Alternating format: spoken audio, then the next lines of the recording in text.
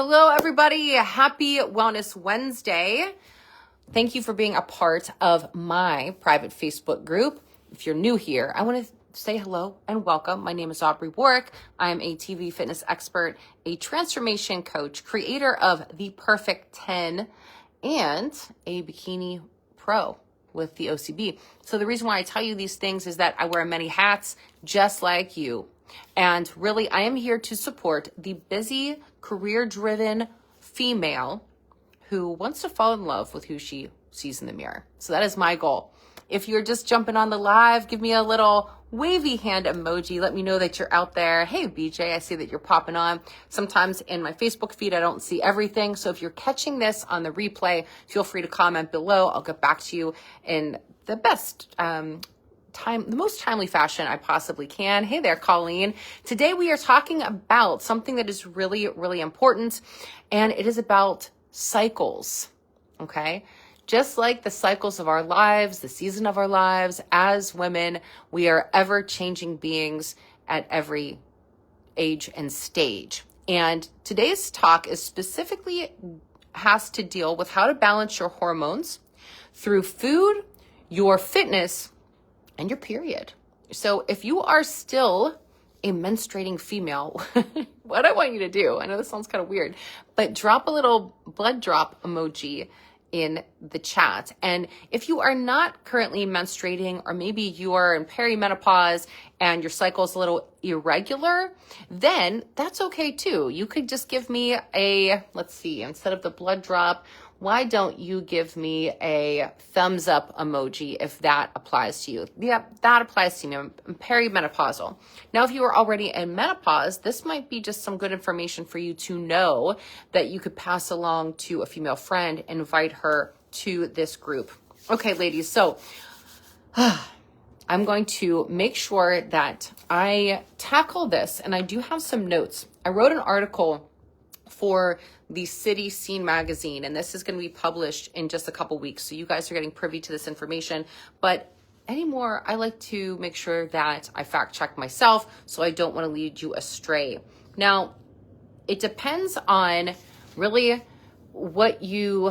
how you want to break down your cycles. Sometimes people say it's only 2 phases, but I really like to break it down in 4 phases. And it's important to know what is happening with our bodies during these certain phases. So let's first talk about the practice of cycle syncing.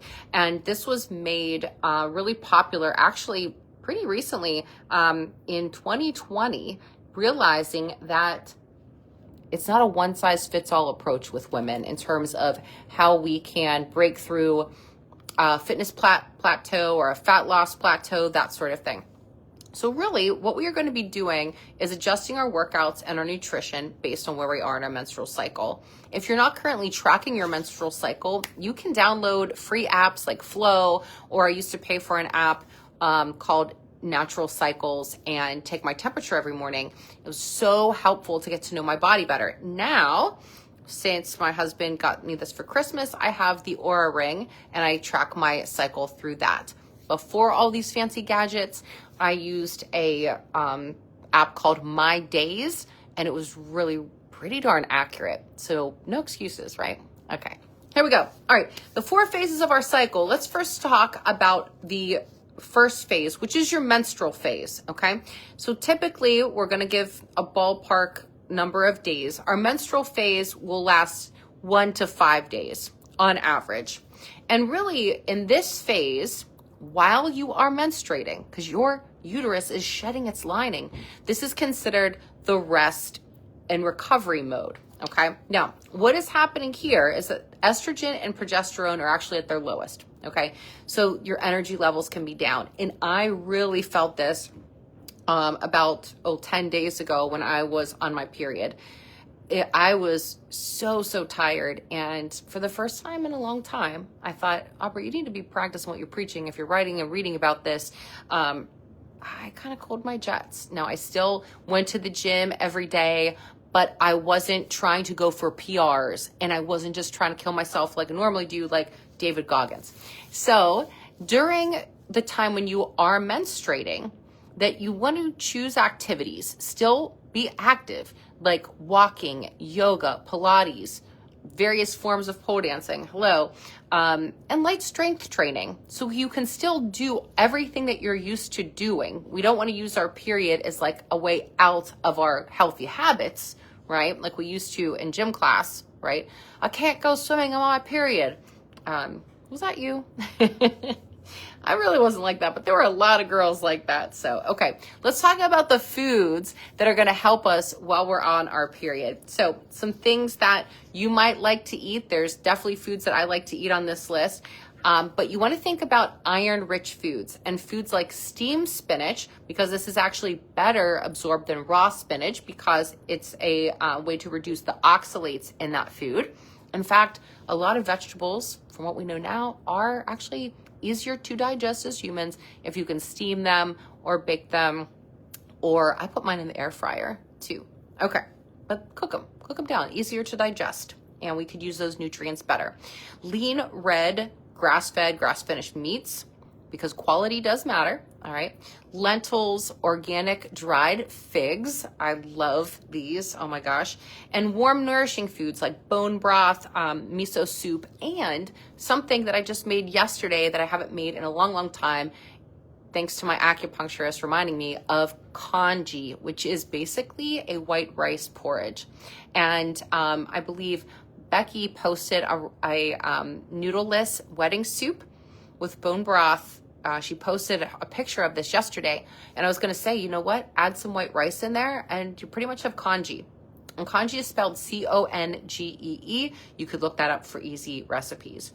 Things to avoid during this time, just like I did 10 days ago, I was avoiding any PRs. High intensity interval training, like if you go to burn boot camps, that sort of thing, see if you could take a low intensity option. So why this is helpful for us is that you are honoring your body, and that way you're reducing the risk of injury and you're not making your adrenal glands all sorts of confused, causing more stress on yourself.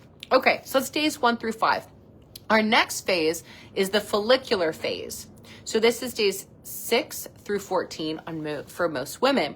And we consider this the power up phase. So think of it like this, like you just finished your period, your estrogen is rising, and this gives you an energy boost. Think estrogen rise, energy boost. This increases our motivation, and we are better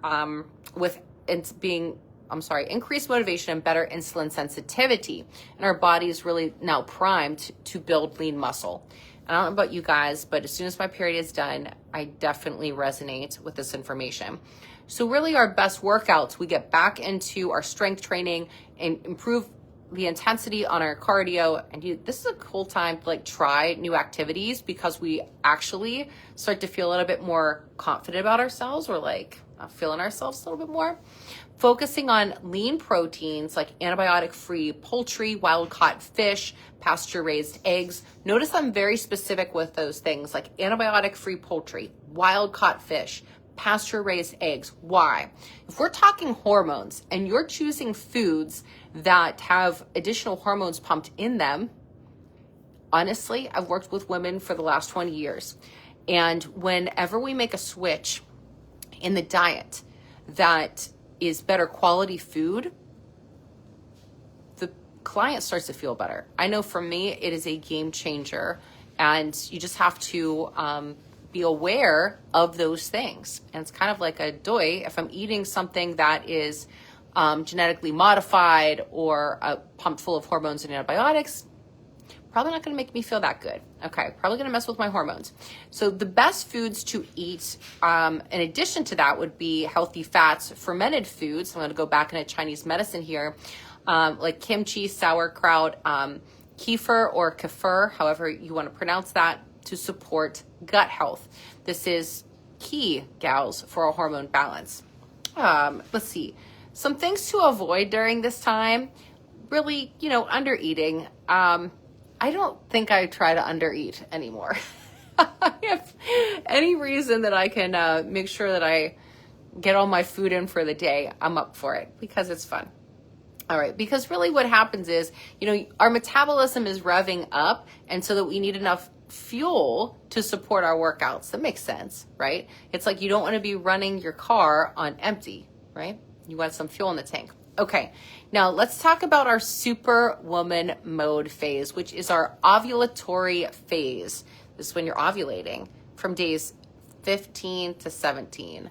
And this is probably when your libido's increased, you're feeling your sexiest, you're like, feeling yourself, because estrogen and testosterone now peak. And this is what makes you feel invincible, okay? Your strength, endurance, and coordination are at its highest. Plus, like I said, you feel your sexiest. Best workouts here would be your high intensity workouts. So listen, it's not about us doing HIIT 3 days a week anymore. Gone are those days. Gone are those days where you got to be killing yourself with cardio. Hallelujah. So glad that is not a thing anymore. What the hell were we thinking? Okay. Best foods, anti-inflammatory things like blueberries and blackberries, wild blueberries at that, turmeric, arugula, and microgreens are going to help keep your estrogen levels in check here. You can add small amounts of fiber. If you like chia seeds, like chia seed pudding is a really easy treat to make. Ground flax seeds, easier for digestion and support our digestive system. Brazil nuts actually have a lot of selenium in them. If you like Brazil nuts, you could eat a serving of those a day when you are ovulating, and it's also good for your thyroid. Okay, things to avoid. Now, maybe when you're ovulating, you're gonna feel like Superwoman, but you don't have to totally kill yourself. So over exercising, just because sometimes you can go all out doesn't mean you absolutely have to. So just listen to your body during that time. Now we enter, after you ovulate, then we are entering the luteal phase. So luteal, think lowering down or slowing down. Luteal, lower, slower. Okay, progesterone is rising, especially during this phase. I use a progesterone cream. This was recommended to me by my functional medicine specialist because I had low progesterone, and using this cream has actually boosted it. But just don't go willy-nilly buying progesterone creams on Amazon thinking that you can use it, every day. They need to put better instructions on there, by the way. But you're meant to use it leading up to your period, but only during your ovulatory and luteal phases. Okay. Best workouts on your lower down phase. Think of this like, the week before your period, right? Where it's like moderate strength training, Pilates, yoga, steady state cardio is great. And again, I'm going to do a shameless plug for pole dancing, anything that's mind body type of thing. Best foods, magnesium rich foods. Oftentimes this is where we want to have chocolate. And I was going to put that in my article, and then I'm like, but I don't do chocolate anymore. And here's why. Not as regularly as I used to. Maybe like once in a blue moon, if I'm going out to have dessert at a restaurant, I will have a chocolate dessert, which is crazy for me because I used to be so obsessed with dark chocolate, every type of brand that was snobby and organic.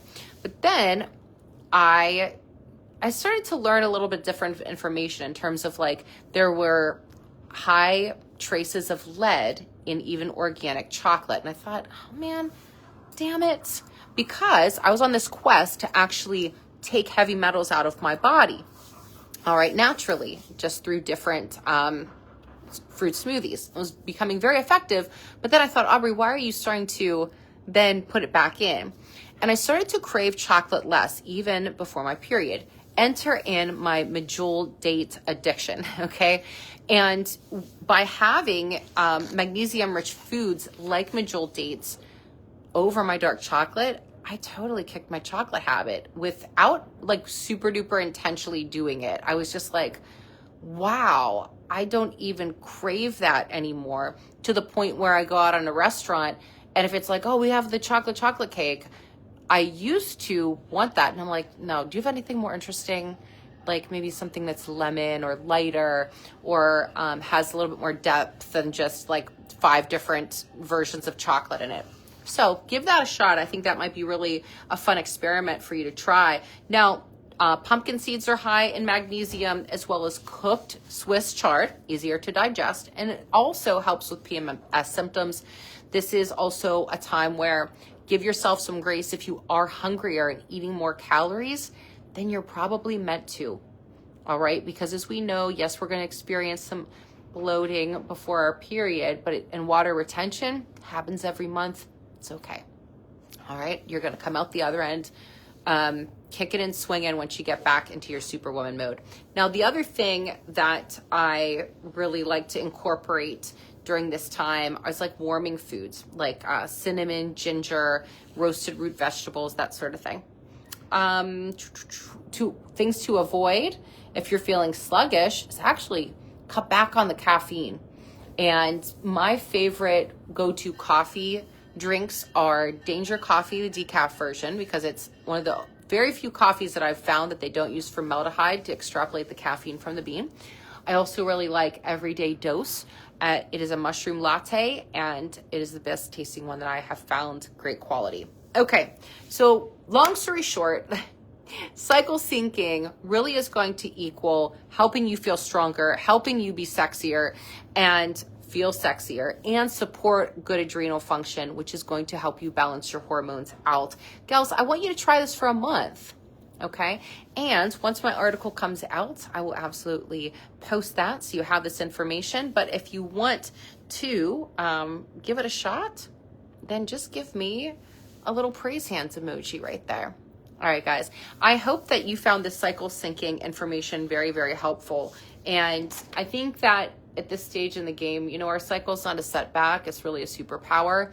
I never really played by those rules where women were, you know, growing up. It's like, oh God, I'm on my period. And it was like, you know, the plague or the kiss of death. And I was like, I was always excited to get my period because it was like my body's report card. My viewpoint was like, first of all, before I was married, if I would get my period, I was like, yay, not pregnant, because that's not my goal right now. The second thing was, you know, I used to be amenorrheic because I had an eating disorder. And once I started to get my period regularly, it was a sign for me that I was healthy again. And so I was really, really grateful for my period. I am still menstruating, but based on my current hormonal levels, I am considered to be in perimenopause. My cycle is pretty darn consistent and regular. The only times that my cycle actually gets off is when I have a drastic change in body fat. And this happens when you are competing in different fitness shows. So it's never that I miss a period anymore, but it might be delayed one way or the other. So I'm very aware of that. And whenever I get to a lower percent body fat, I know that's a temporary thing. So it's important to really make sure that your diet is well balanced. Now, I promised you a bonus. So let's take a breath for a moment because a bonus. Now, I must have been living under a rock. Yes, a nutrition specialist living under a rock that never tried this bread. And if you have tried this bread, please drop a bread emoji. So I know you're playing full out, a bread emoji in the comments. And it's hero bread. My mom just told me about this. She said, Aubrey, it has 0 net carbs. And I'm like, oh my God, is it like that cloud bread? Have you guys tried cloud bread? And I am not a picky eater. Not at all. I couldn't do it. But I'm really big on smells. Like if it smells odd, it smelled just really odd, the cloud bread. But I haven't tried hero bread yet. But people are raving about this. And I thought, okay, how is this 0 net carb? What's the next thing? So this type of bread has a lot of fiber in it. I did read up on it and how the person who kind of invented this recipe, how he was able to create a resistant starch, pairing it with sugar alcohols so that the bread, essentially, when it goes through your digestive system, it doesn't get absorbed in the small intestines, it goes into the large intestines. So you have a net carb calculation there with the fiber and the sugar alcohols. And it's white bread, actually. So even though it has total carbs and the nutrition facts, the point is the impact on the blood sugar is apparently negligible because of the fiber content. So I always question, like, how does that make me feel? So again, if you've tried that, if you're a bread person, let me know. And the more we start to learn about food, I think that this is really interesting. Also, Argon, the days are gone where we thought the brown rice was better for us. Okay. And typically now that's where all the toxins in the rice lies. So if you are eating white rice, that is now considered better for us. And if you allow the rice to cool and rest, and after about 24 hours or 48 hours, it becomes less, it's a formation of resistant starch. So this also, and this is another term that I wanted to bring to your attention. So when rice is cooked and then cooled, some of its starches undergo a process called retrogradation. And this transforms them into resistant starch. Okay. And that's been a term where, I've become more familiar with, like resistant starch. And that's where, again, it's not getting absorbed into the small intestine, but rather the large. So it has a reduced glucose absorption rate. And even reheating your white rice keeps the resistant starch. A good portion of the resistant starch remains, keeping the glycemic response actually now lower than the freshly cooled rice. But I do like, fresh rice too, but we kind of batch cook our rice. So that would be a good leftover, just like potatoes would fall in the same category, and pasta. You remember when people would say like, oh, spaghetti always tastes better the next day? Maybe there's something to that. So let me know if you've tried any of those types of things.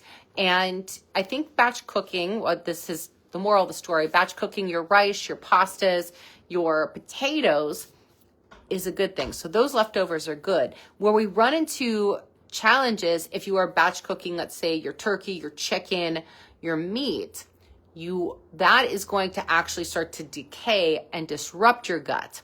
So hear me out.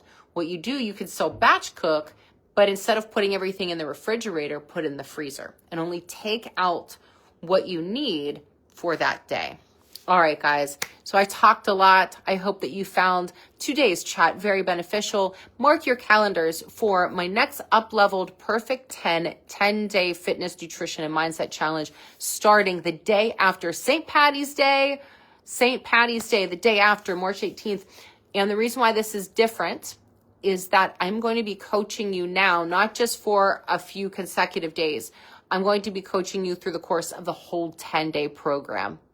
So that's pretty badass. So if you've done P10 before and you've either not completed it, done it halfway, or completed it, no matter what, now we're going to do it start to finish together. So I think that's pretty cool, and we get some snaps for that. Thank you, gals, for tuning in, and I hope that you will join me next week for my Wellness Wednesday chat. Ciao for now, everybody.